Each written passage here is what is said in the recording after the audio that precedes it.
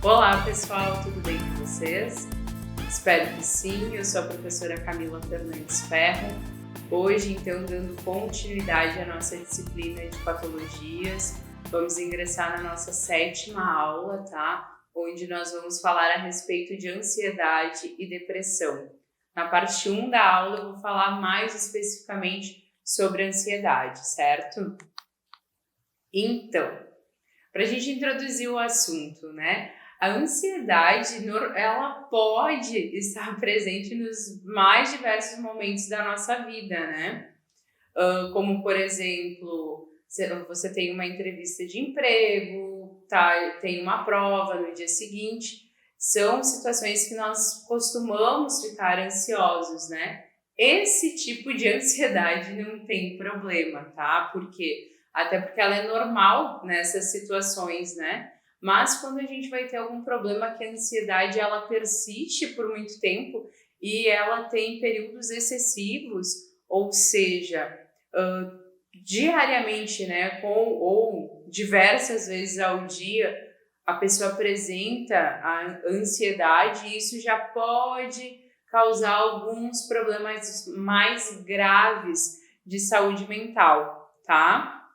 Então, nesse sentido, atualmente a gente pode dizer que a ansiedade é um dos problemas de saúde mental mais comuns, tá? Em quase todos os países do mundo, né? E apesar de um baixo nível de ansiedade ser uma força motivadora e muito útil para nós, como eu falei anteriormente, em alguns casos, então, ela pode atrapalhar bastante a vida do indivíduo, certo?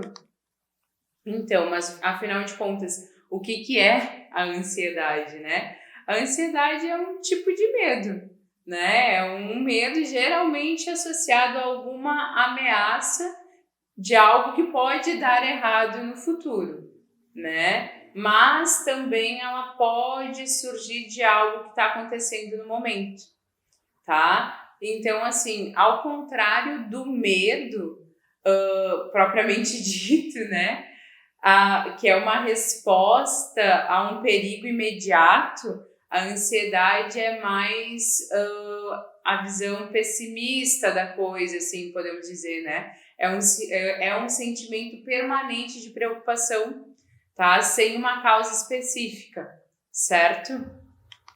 Por exemplo, logo que vai começar a dirigir, às vezes está dentro do carro e fica, eu vou bater, e se eu bater o carro? Isso é um exemplo de ansiedade, tudo bem? Agora, um exemplo de medo é você estar caminhando sozinho na rua à noite e ver, né, principalmente mulheres, eu vou trazer isso, né? E ver 2 ou 3 caras ali atrás de ti. Então, isso é um medo. Por quê? Porque o perigo ele já está mais iminente, digamos assim, tá? Então, a maioria das pessoas vai passar por momentos de ansiedade sem ter um efeito duradouro, né? Mas a ansiedade crônica, como eu falei anteriormente, ela pode afetar a nossa concentração. Isso vai ter um efeito prejudicial até nos nossos relacionamentos, tá? Quando eu digo relacionamentos, não somente relacionamentos afetivos, amorosos, tá? Relacionamentos sociais, relacionamentos profissionais e pode até mesmo nos impedir de sair de casa, tá?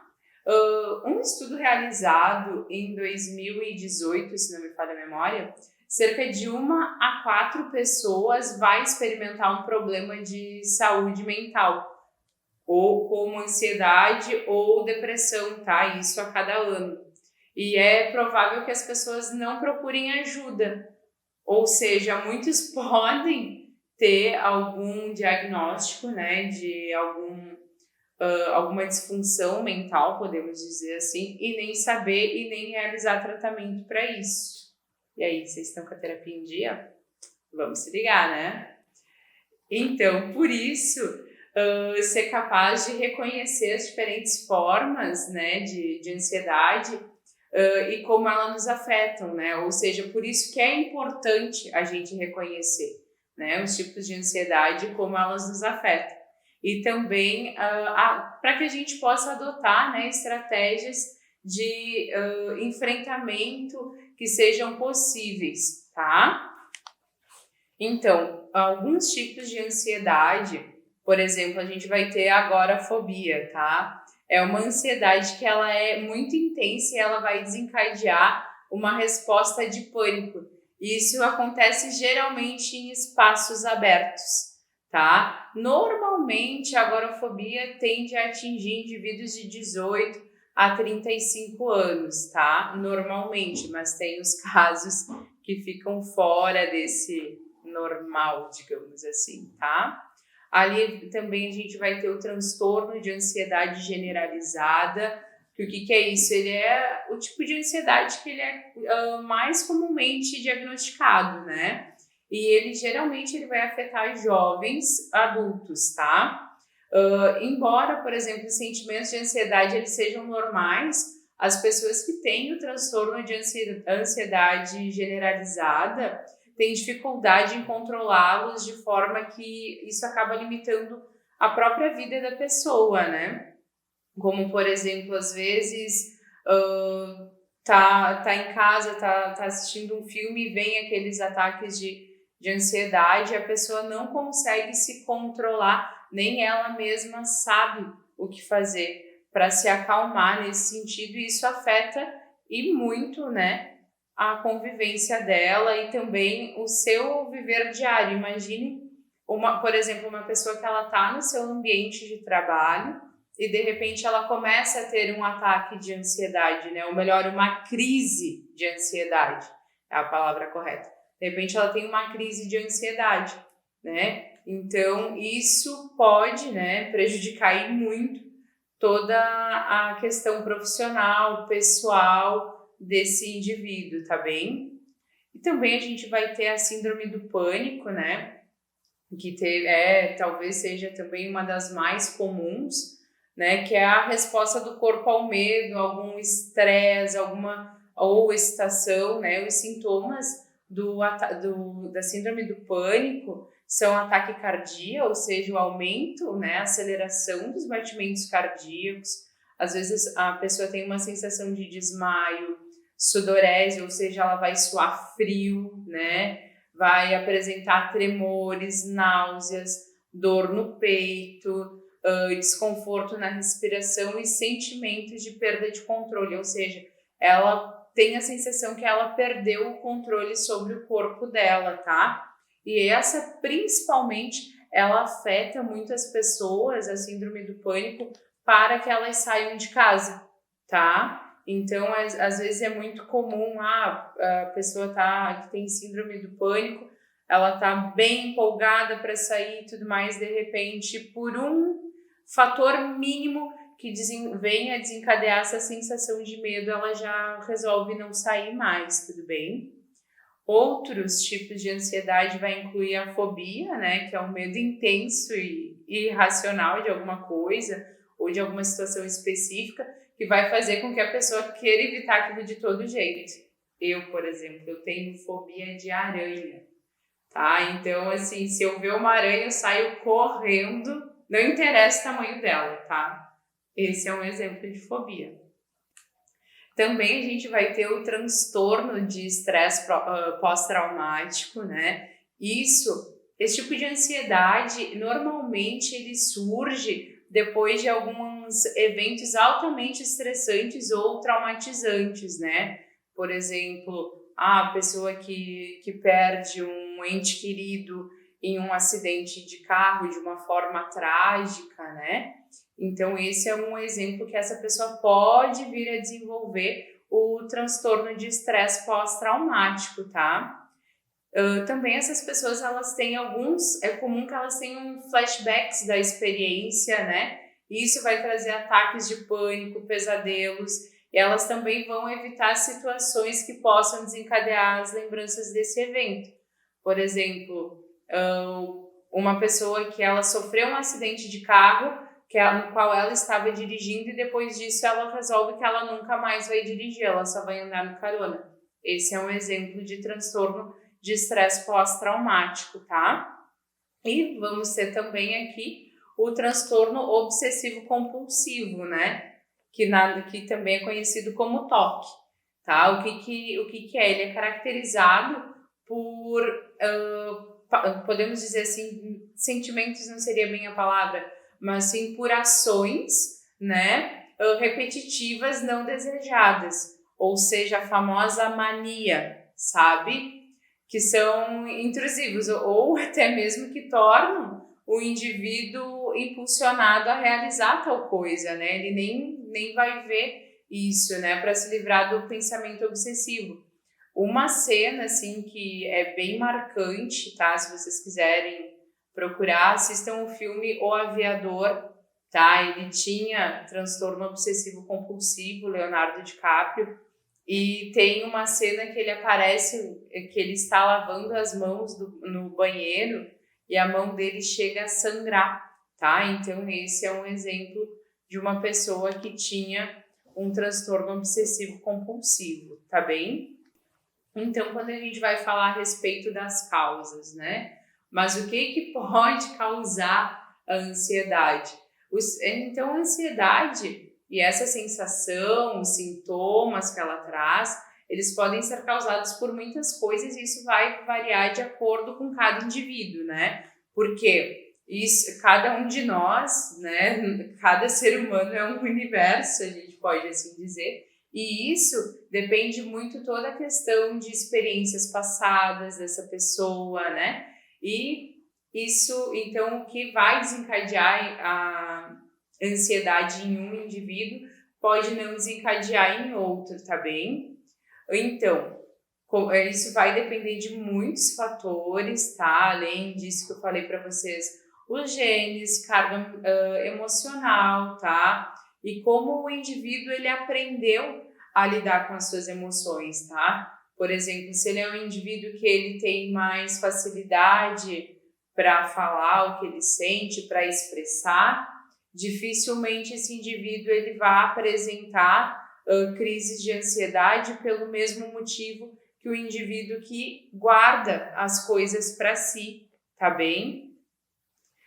Então, né, para que a gente possa ajudar uma pessoa, né, a causa, basta então identificar o que deixa aquela pessoa ansiosa, né? Por exemplo, se vocês, vamos supor que a gente conviva com uma pessoa que a gente sabe que tenha crises de ansiedade, que foi diagnosticada com ansiedade, tá? Qual é a primeira coisa, assim, para a gente saber e para ela também, para poder lidar com a ansiedade, é identificar esses fatores. Porém, um estudo realizado no Reino Unido, ele trouxe que os indivíduos relatam 5 situações que mais os deixam, que eles trazem como causa da ansiedade, tá? Ali a gente vai ter, em primeiro lugar, questões financeiras, né? Imaginem assim, porque até mesmo na situação que a gente está atualmente, né? Muitas pessoas tiveram que reduzir sua carga horária de trabalho, reduzir a sua jornada. Isso acaba reduzindo também, né, o rendimento. Porém, né, os boletos continuam vindo, né? A água, a luz, a alimentação, todo mês a gente tem, né? E precisa se reprogramar para aquela situação, ou até mesmo um indivíduo que ele se vê numa situação que ele não está conseguindo suprir toda os seus gastos financeiros, né? Isso vai causar ansiedade nele também. Trabalho, quando a gente fala de trabalho, a gente pode citar 2 exemplos, tá? O excesso de trabalho e o estresse, que eu falei para vocês na penúltima aula, se não me falha a memória, tá? E o estresse do trabalho gerar uma ansiedade e também a falta do trabalho, né? Às vezes o indivíduo que está sempre procurando um trabalho e está sempre batendo na trave, isso também é comum que gere, né, ansiedade. eles trouxeram também relacionamentos pessoais, ou seja, muitas vezes a convivência com a família, convivência com o esposo, esposa, filhos, os pais, né?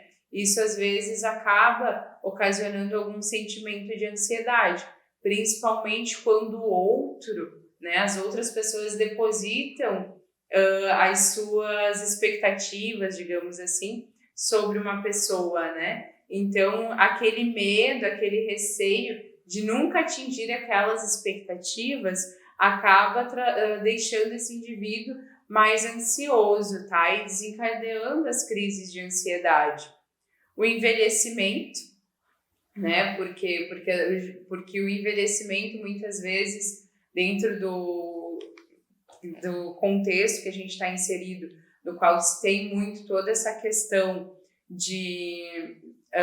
da imagem pessoal, tudo mais. Então, a pessoa começa a perceber que ela está envelhecendo, a aparência dela está mudando, ela não sabe o que vai ser amanhã, isso também pode desencadear, então, crises de ansiedade. E também a questão da solidão, né? Que aqui eu posso dizer para vocês que o envelhecimento e a solidão, muitas vezes, eles podem estar de mãos dadas, certo? Por quê? Porque às vezes o indivíduo, durante toda a sua juventude, né, sua vida adulta, ele estava sempre rodeado, de repente chega o envelhecimento, né, começa toda a questão de um isolamento social, né? Muitas vezes o companheiro, companheira vem a falecer, os filhos moram longe e esse indivíduo ele se torna sozinho. Então isso, a solidão também pode causar ansiedade, certo? E também, né, quando a gente vai descrever a ansiedade, ela é considerada uma sensação que ocorre devido à excessiva agitação do nosso sistema nervoso central, tá? Isso vai acontecer porque vai ter uma interrupção de uma situação de perigo real ou não, tá? Ou melhor, interpretação, desculpe, não interrupção, tá? O nosso sistema nervoso central ele vai interpretar determinada situação como sendo perigo, isso pode ser real ou não, tá? Esse perigo. E ela é uma sensação parecida e até mesmo confundida com o medo, que eu falei antes para vocês, mas a diferenciação é que entre o abstrato e o concreto, né? Ou seja, normalmente a ansiedade ela é uma causa que é desconhecida pelo indivíduo, né? E não tem uma explicação concreta para aquilo. Já o medo tem uma explicação concreta, tá? Uma situação que o indivíduo já conhece. Que também tá aqui, eu trago dentro das causas para que a gente entenda de uma forma como que isso funciona fisiologicamente, digamos assim, certo? Quando a gente vai falar sobre sinais e sintomas de ansiedade, a gente pode estar em números, né? A ansiedade ela tem um forte efeito sobre o indivíduo que tem ansiedade, né? Por quê? Porque é uma das nossas respostas naturais para a nossa sobrevivência. E isso vai fazer com que as nossas mentes e os corpos eles acabem para nos preparar para responder diante de uma situação de emergência. Lembram quando eu falei lá no estresse que dizia que ele conseguia ativar o mecanismo de luta e fuga, né? Ou seja, a gente fica sempre em alerta. A mesma coisa vai acontecer com a ansiedade, tá? Quais que são os sintomas físicos da ansiedade, tá? Ou seja, a taquicardia, né? Que são a aceleração dos batimentos cardíacos e também pode acontecer uma arritmia, tá? Ou seja, além de bater forte, os batimentos eles não serão coordenados, ou seja, eles vão ser irregulares, tá? Não vai ter um padrão. Vai ter o aumento da frequência respiratória também. Pode ser que apresente fraqueza ou tensão muscular, tá? Suor excessivo, problemas gastrointestinais, tonturas e sensação de boca seca, certo? Quais são os sintomas psicológicos, tá? A pessoa vai ter sempre um sentimento de preocupação e ela não vai saber o porquê que ela tá preocupada. Sabe aquela coisa, eu tô preocupada, com o quê? Não sei, tá? De vez em quando acontecer isso não tem problema, mas se isso acontece repetidamente durante o dia e repetidamente durante a semana, é legal buscar ajuda, tá? Normalmente vai ter alterações no sono, ou seja, a pessoa ou vai dormir demais ou vai dormir de menos, falta de concentração, irritabilidade alta, tá? E também perda da sua autoconfiança e até mesmo depressão. Então, vocês vão me perguntar, professora, mas quem tem depressão não pode ter ansiedade ou vice-versa? Sim, pode, tá? Porque uma não é o oposto da outra, tá? Depois eu vou falar a respeito da depressão e vocês vão ver que uma não é o oposto da outra. A diferença é que a ansiedade, a gente pode dizer que a gente está sempre no 220, tá? A gente está sempre preparado para uma situação de emergência, como eu falei anteriormente, quando na depressão é normal que o indivíduo ele esteja um pouco mais sonolento, um pouco mais para baixo, tá? Também é bastante parecido com a tristeza, tá? Para vocês verem a diferença. Enquanto a ansiedade é parecida com o medo e pode ser confundida com o medo, a depressão ela é mais parecida com a tristeza e às vezes acaba sendo parecida com a tristeza, tá bem? Então, pessoal, encerramos aqui a nossa parte 1 da aula, onde eu falei um pouquinho a respeito da ansiedade, introduzi o assunto para vocês, tá? Aguardo vocês para a parte 2, onde eu vou falar sobre o diagnóstico e o tratamento. Até mais!